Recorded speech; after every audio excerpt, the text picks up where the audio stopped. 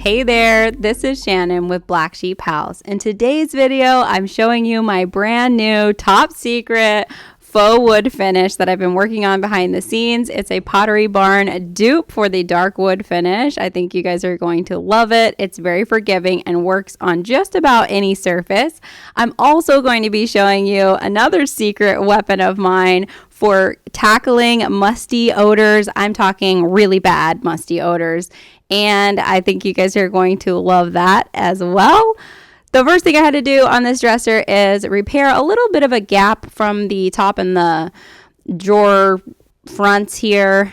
There was just some, visible distance between them. And so I can't really attach a screw from the top or from the bottom like they would when they construct the dresser. So I had to go behind it and just, sort of jimmy rig it, if you will. It's not structural or anything. I'm just trying to make it look a little nicer.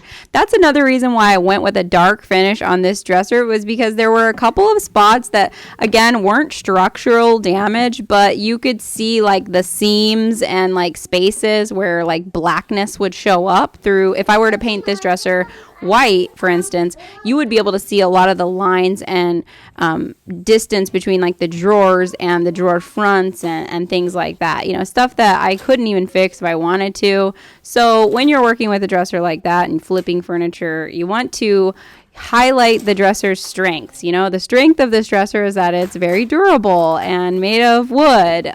But, it has some weaknesses, and the best thing you want to do is just showcase those strengths as best you can and kind of hide those weaknesses with your design, and that's what I'm doing.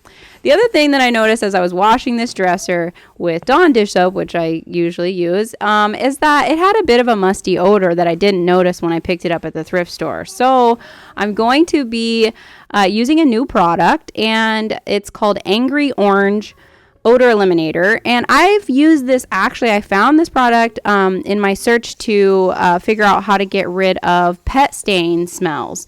And so I did some research and I bought this stuff and I used it for some pet stains that I had. And it worked so well. I was like blown away. So I thought, I bet that'd work pretty good on a dresser. And voila, it sure did. I have had some really great success with this product so far. Now, on the back of it, it lists like the California warning, for like being not safe or whatever. So I definitely wore gloves, and I probably should have been wearing like a mask or something. It smells very, very orange-like, okay? So if you hate the smell of oranges, this is not the product for you, but I actually like the smell of oranges. You can read the reviews for it on Amazon and get a better feel for what. Here's the great thing too, is that it smells like oranges like crazy for the first few hours. Like it's going to, your whole garage smell like oranges, right? But then like now, a week later in the garage, I don't smell any hint of citrus out there. It like completely disappears. It's pretty wild. So I cleaned the entire inside of the dresser and inside of the drawers and outside of the drawers with that product, wiping it on and then just leaving it. I don't remove it after you wipe it on, and then just let everything dry. Next thing I'm doing is filling in, how I do. I like 80% of the nicks and dings and scratches I will fill. But again, this is a really forgiving finish, so you're not going to have to stress yourself out with repairing every little bit of damage on a dresser, because some of them actually come in and look and make the wood look more realistic. So bonus, you don't have to do as much fill work. The next thing that we're going to be doing is mixing up some chalk paint that is primer based, and this primer is tinted. You can get it tinted at the store that you buy your primer at, Home Depot or Lowe's, or you can tint it yourself by using some craft paints. Brown and red make pink, and that's the base color that we're going for, is a kind of a brownish pink color. And I'm going to be sharing a whole video on mixing primers that are tinted for you guys to go in more detail. But the next thing is making this into a chalk paint with calcium carbonate. And I don't normally love chalk paint, but in this particular project, when I did my experimenting at home trying to figure out how to get this finish, chalk paint absorbed the glaze the best, and it gave the darkest finish. So I do recommend that you make a chalk paint or buy a chalk paint. Chalk paint recipes are pretty forgiving, but I ended up landing on 1/4 of a cup of chalk or calcium carbonate mixed in with a cup of primer and 1/8 of a cup of water, and maybe just another tablespoon of water if you need it. You want to make sure that the calcium carbonate is all mixed in with the water first before you add it to your paint. And voila, goes on like butter. It shouldn't feel too like bumpy, but there might be a little bit of a grit to it because it's a chalk paint now, and it's got a lot of chalk in it. It's got quite a bit more than my one-step paint recipe. I think double the amount. So it's going to feel a little bit chalkier, and if you're familiar with chalk paint, then it'll be very familiar to you. But if not, it might feel really funny at first. And then I'm just going to coat this whole dresser with that paint. On the top of the dresser, I do go from one side to the other after I get the paint on there first. You know, just kind of get it on and spread it around however you do that. And then I'll go from one side to the other to mimic the lines that you would see in wood. So just imagine that you're painting wood strips on the dresser and any part that you're doing paint on. And so that's why I don't use a roller. I'm sure you could use a roller, but I do want to like add some texture, and the brush strokes are actually going to make it look more realistic in the end. And so that's a great reason to use the chalk paint. Again, it gives a little bit more build, a little bit more of that texture, and those brush strokes are going to be good for us.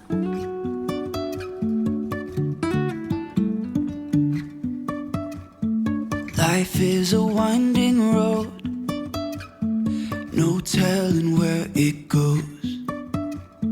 Driving through days and nights, won't stop for traffic lights. And I really wanna know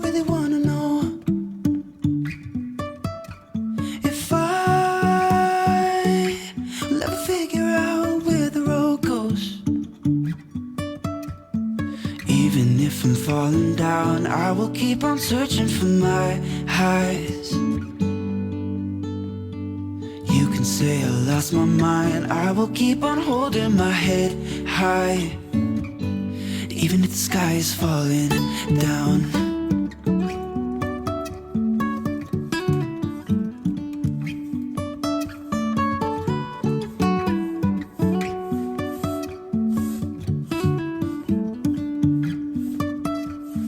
Jumping from cliffs so high, trusting our wings to fly. Sometimes we're crashing down, but we get up and start from the ground.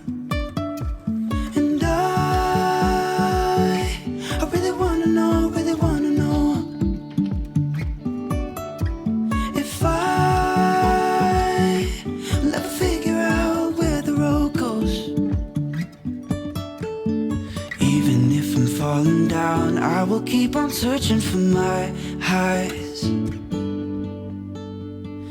You can say I lost my mind, I will keep on holding my head high, even if the sky is falling down. Even if the sky is falling down, yeah. The sky is falling down.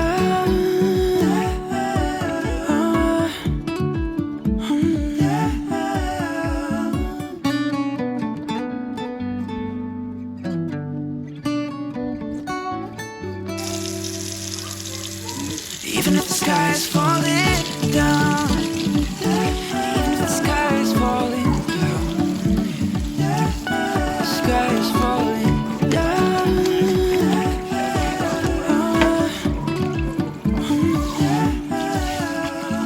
I only had to do one coat of the primer-based chalk paint on my dresser. It was a black dresser that had been previously painted. And so if there were any streaks or anything, you know, coming through that primer coat, it's just going to blend in with the dark finish that I'm doing. But I guess if you were painting something that was previously turquoise or some kind of crazy color, you might need to do 2 coats. I'm just washing my brush with a little bit of dish soap and some water. It really helps to have a bucket handy, but I just was filming real quick and didn't. And I like to do the contractor special, little spinaroo. I cup my hands around the brush to fill it up with water. And then I do the spinaroo a couple just to let the gravity do its work and spin the water or the paint out, whatever part of the process you're in. All right, here's the fun part. We're going to do the glaze. Create that wood look. I'm using Valspar Antiquing Glaze, but there are many dark glazes on the market, including non-toxic versions, and there's just so many options for you. This is a water-based product, so it's easy to use and easy to clean up. I found mine at Lowe's, or you can get it online. I'll make sure to link it. This is the deck staining brush that you guys have seen me use so many times in my wood looks, and I'm using the dog grooming brush, some paper towels, a little broom. This is a children's broom from the dollar store I stole from my daughter, but I've used lots of brooms in the past for these looks. Just a couple of brushes to apply the glaze, kind of get it on there. A small brush is always handy for the drawer front, little in-between spaces. This glaze is water-based, and it has a very long work time, and so it's not going to dry up on you very quickly, which is so nice when you're doing these wood looks. But that is also a downfall too, because I get so many messages like saying, hey, I did your wood look and the glaze is not drying. You know, how many hours do I have to wait? And it's like, oh, sometimes you have to wait like days, depending on how thickly you put it on. Now, using the chalk paint does really help because it absorbs a lot of the moisture, and it does dry faster. Mine dried in a day, but I'm in Georgia, so I don't know for you guys how quickly yours is going to dry. I'm sorry. But that's the price you pay for having a long work time, which is very necessary for creating this look. I did create my own glaze on my last wood look video with clear coat and paint, but this product is such a nice brown color, and I figured it would be the easiest way for you guys to replicate the look by using the antiquing glaze that they sell. So again, going with the length of the dresser, this is all part of creating the wood grain look. This is just a dollar store paintbrush. It's a bit of a stiff bristled brush. Then I'm going through with the deck staining brush to smooth everything out. This part of the procedure is absolutely crucial in my opinion. I've done it without the deck staining brush and it looked really streaky and too dark. So I have found that the deck staining brush is a secret ingredient, really makes a big difference in this finish. So they're only like $10 at the hardware store. This is optional, the dog grooming brush, totally optional, and I love how it makes it look in person, but for some reason on film and when I take pictures and I've used the dog grooming brush to create grain, it gets a little like psychedelic looking. So I don't know. I think I will probably switch over to using a whisk broom for that step, and then I'll go through with this finer bristled little kids broom at the end. So I know I use the dog grooming brush here, and I'm sure many of you guys who follow Black Sheep, you already have a dog grooming brush. Let me know if you guys are having that issue too, where like when you go to take pictures, it looks a little psychedelic. All right, so those are your steps. Get the glaze on with a regular paintbrush, go through with the deck staining brush, then go through with the dog grooming tool or a whisk broom, and then go through with a smaller bristled broom. Working in sections is very important when you're doing this type of finish. For instance, the top, I consider that one section. This front part that I'm working on, the little strip on the top above the two top drawers, I'll consider that one section. Wherever there's a seam in the dresser is generally where I'm going to consider that being like a start and stop point. And then I have found for my projects is that going sideways parallel with the floor is the most aesthetically pleasing look. Even though Pottery Barns and our house's dressers, generally on the sides, they go up and down the wood grain, I have found that it just looks better for this particular faux wood finish to go sideways. So that is what I do.